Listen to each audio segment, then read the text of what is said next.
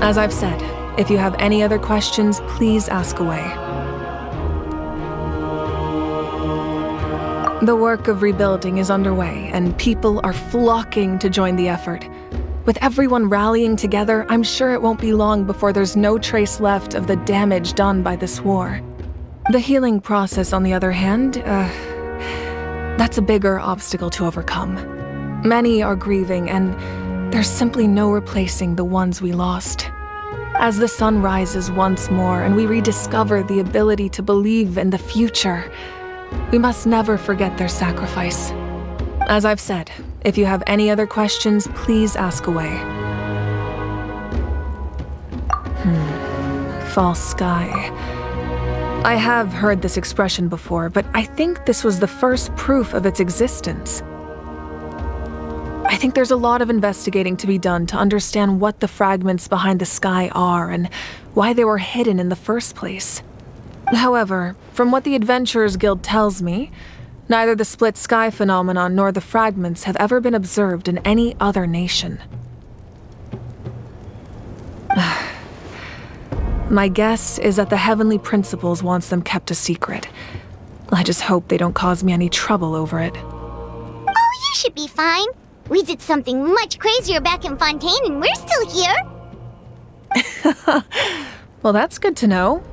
Anyway, the line I'm going with for the masses is astronomical anomaly, and I don't expect much of a backlash.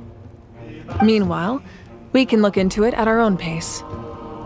As I've said, if you have any other questions, please ask away. That wasn't their souls we saw, but a snapshot of them in time.